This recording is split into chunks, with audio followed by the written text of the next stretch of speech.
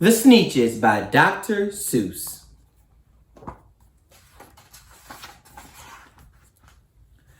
Now the star-belly Sneetches had bellies with stars. The plain-belly Sneetches had none upon thars. Those stars weren't so big, they were really so small. You might think such a thing wouldn't matter at all.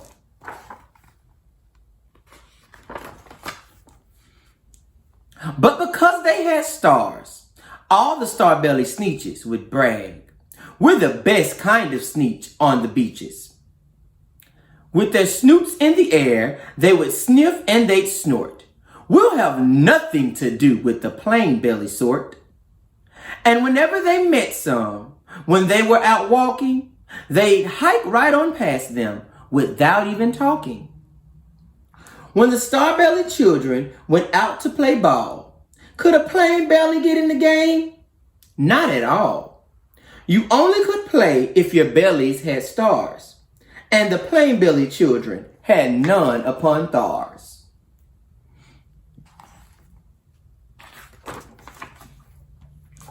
When the star-belly Sneetches had Frankfurter roast, or picnics or parties or marshmallow toast, they never invited the plain belly Sneetches. They left them out cold in the dark of the beaches. They kept them away, never let them come near.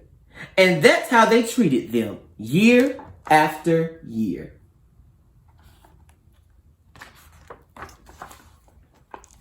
Then one day, it seems, while the plain belly Sneetches were moping and doping alone on the beaches, just sitting there wishing their bellies had stars, a stranger zipped up in the strangest of cars.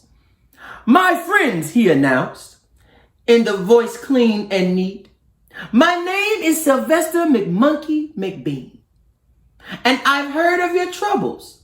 I've heard you're unhappy. But I can fix that. I'm the fix-it-up chappie. I've come to help you. I have what you need, and my prices are low, and I work at great speed, and my work is 100% guaranteed."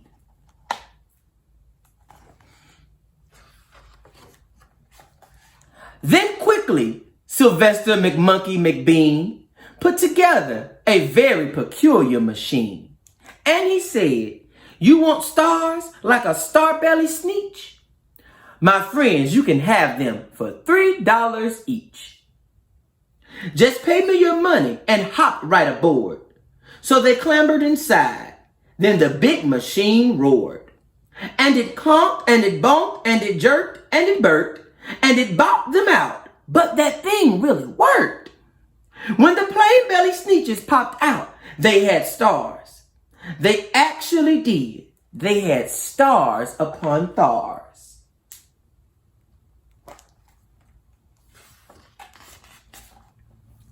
Then they yelled at the ones who had stars from the start.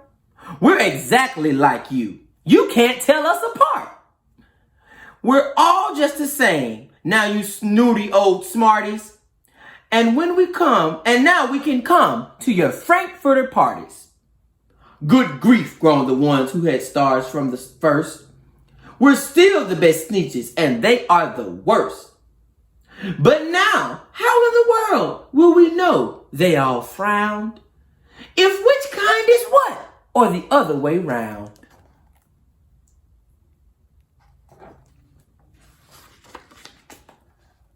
Then up came McBean with a very sly wink, and he said, "Things are not quite as bad as you think.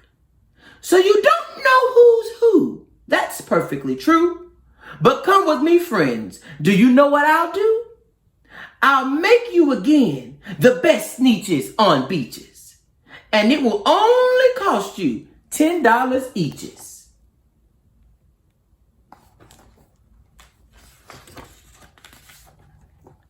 "Belly stars are no longer in style," said McBean.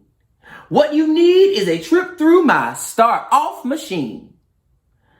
This wondrous contraption will take you off your stars, so you won't look like Sneetches who have them on thars.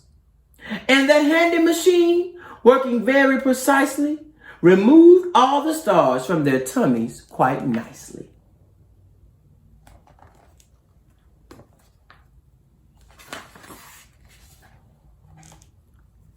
Then with snoots in the air, they paraded about. And they opened their beaks and they let out a shout. We know who's who. Now there isn't a doubt. The best kind of Sneetches are Sneetches without. Then of course those with stars got frightfully mad. To be wearing a star is now frightfully bad. Then of course old Sylvester McMonkey McBean invited them into his star-off machine.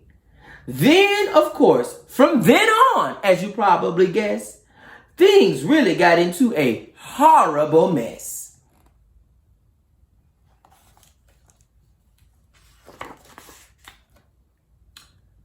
All the rest of the day, on those wild screaming beaches, the fix-it-up chappie kept fixing up Sneetches. Off again, on again, in again, out again. Through the machines, they raced round and about again, changing their stars every minute or two. They kept paying money. They kept running through until neither the plane nor the starbellies knew whether this one was that one, or that one was this one, or which one was what one, or what one was who.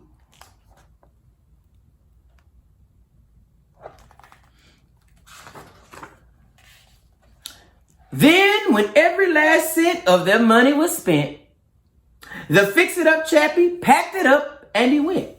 And he laughed as he drove in his car up the beach. They will never learn. Now you can't teach a Sneetch.